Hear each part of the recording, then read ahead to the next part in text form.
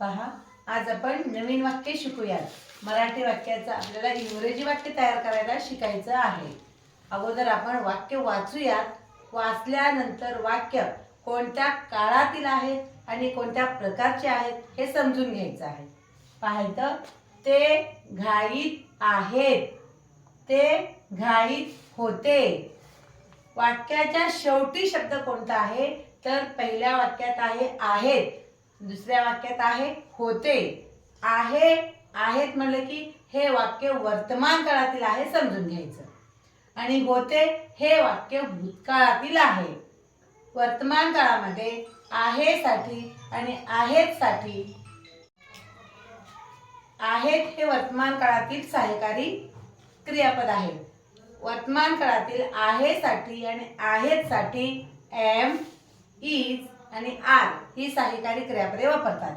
आणि भूतकाळातील होता, होती, होतेसाठी वाज आणि वेर. आणि एखादी वस्तू आहे हे सांगण्यासाठी वर्तमान काळामध्ये आहे साठी हॅव आणि हॅज, वस्तू आहे हे सांगण्यासाठी. आणि भूतकाळामध्ये माझ्याकडे एखादी वस्तू होती, होता, होती, होतेसाठी हॅड हे सहाय्यकारी क्रियापद, वस्तू होती हे सांगण्यासाठी.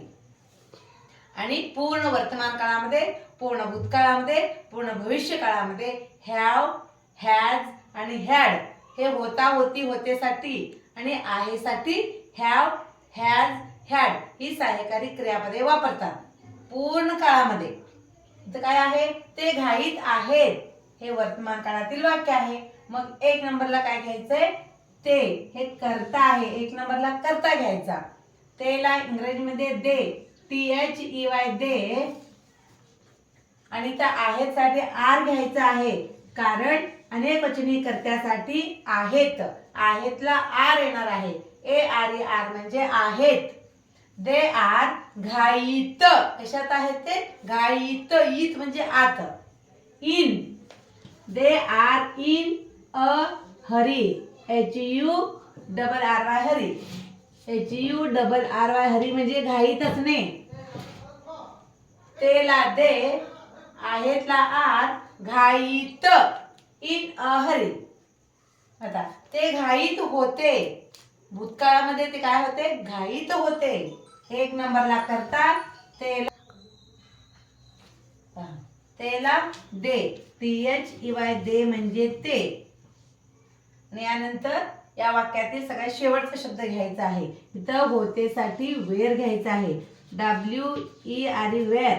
वेर म्हणजे होते. अनेक वचनी कर्त्यासाठी वेर हे सहाय्यकारी क्रियापद, एक वचनी कर्त्यासाठी वाज हे सहाय्यकारी क्रियापद. They were in a hurry, in a hurry. HURRY hurry म्हणजे घाईत असणे. इन अ हरी म्हणजे घाईत. तेला दे, होतेला वेर, घाईतला in a hurry. They were in a hurry. ते झोपलेले आहेत, ते झोपलेले होते. हे वाक्य वर्तमान काळातील आहे, हे वाक्य भूतकाळातील आहे. वाक्याच्या शेवटी आहेत हा शब्द आहे. आहे म्हणजे की वर्तमान काळ, होते भूतकाळ. मग आपण काय करू, या वाक्यातील प्रत्येक शब्दाला क्रम देऊ, कारण तुम्हाला इंग्रजी वाक्य तयार करायला सोपं होणार आहे. ते नंबर 1, झोपलेले नंबर 2, आहेत नंबर 3. 1, 2, 3 मी सलग क्रम दिलेले आहे. पण इंग्रजी वाक्य तयार करत असताना क्रम बदलतो. कसा बदलतो, एक नंबरचा क्रम तो एक नंबरला येतो, कर्ता असतो. कर्त्यानंतर इंग्रजी वाक्यात क्रियापद घ्यायचा असतो. क्रियापद कुठे असतो, मराठी वाक्यात सगळ्यात शेवटी जो शब्द असतो तो मूळ क्रियापद असेल किंवा सहाय्यकारी क्रियापद असेल, पण शेवटचा शब्द 2 नंबरला घ्यायचा. आहेत हे सहाय्यकारी क्रियापद आहे, याला इंग्रजीमध्ये हेल्पिंग व्हर्ब म्हणतात. मग इथं 1 नंबर झाल्यानंतर 3 नंबर घ्यायचं आणि राहिला नंबर 2. आता 1 नंबरला ते, तेला दे, THEY दे म्हणजे ते. आणि आता 3 नंबरला आहेतला आर येणार आहे, ARER म्हणजे आहेत. दे या कर्त्यासाठी आर, आर हे सहाय्यकारी क्रियापद. दे आर झोपलेले, asleep, SLEEP, ASLEEP SLEEP. They are asleep म्हणजे ते झोपलेले आहेत, ते झोपलेले होते. ते एक नंबरला ते घ्यायचंय, करता आहे THY दे. त्यानंतर या वाक्यातील सगळ्यात शेवटचा शब्द होतेसाठी वेअर, WERE वेअर, अनेकवचनी करता आहे म्हणून इथं वेअर येणार आहे. दे वेअर झोपलेले, they were asleep, ASLEEP sleep, asleep. देला तेला दे, आहेतला आर, झोपलेले asleep, they are asleep, they are asleep. ते झोपलेले होते, दे वेअर अस्लीप. ते दुःखी आहेत, ते दुःखी होते. HAPPY हॅपी म्हणजे आनंदी, अनहॅपी म्हणजे दुःखी, हॅपी अनहॅपी. पाहिलं, तेला दे THY दे, आहेतला आर, दे आर, दुःखीला अनहॅपी, UNHAPPY, अनहॅपी म्हणजे दुःखी. ते दुःखी होते, तेला दे THY दे, होतेला were, WERE were, they were, तर दुःखीला अनहॅपी, UNHAPPY, अनहॅपी म्हणजे दुःखी. They are unhappy, they are unhappy, they were unhappy.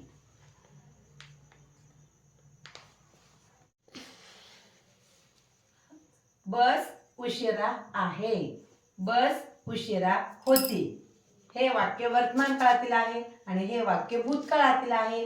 आहे म्हणलं की वर्तमान काळ, होता होती म्हणले की भूतकाळ. आता बघा, बस उशिरा आहे, बस नंबर 1, उशिरा नंबर 2, आहे नंबर 3. 1, 3 आणि 2 या क्रमाने आपण शब्द घेऊया. 1 नंबरला काय आहे? Bus, the bus, THE the, BUS bus. बसला काय आलं? The bus. आणि आता आहेला इज, IS इज म्हणजे आहे. एकवचनी कर्त्यासाठी IS इज येतो आणि एम हे फक्त स्वतःसाठी आहे आणि आर हे अनेकवचनी कर्त्यासाठी आहे. आहेतला आर, आहेला इज, द बस इज उशिरा, लेट, LAT लेट म्हणजे उशिरा. नंबर 1, नंबर 3 आणि नंबर 2 याप्रमाणे इंग्रजी वाक्य तयार होणार आहे, तयार झालेलं आहे.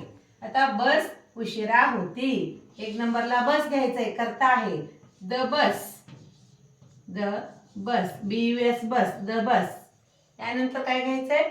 यानंतर मराठी वाक्यातील सगळ्यात शेवटचा शब्द होती. हे सहाय्यकारी क्रियापद आहे. याला इंग्रजीमध्ये हेल्पिंग व्हर्ब म्हणतात. होतीला इथं वाज येणार आहे कारण इथं एकवचनी करता आहे. वाज, द बस वाज, द बस वाज लेट, LAT लेट.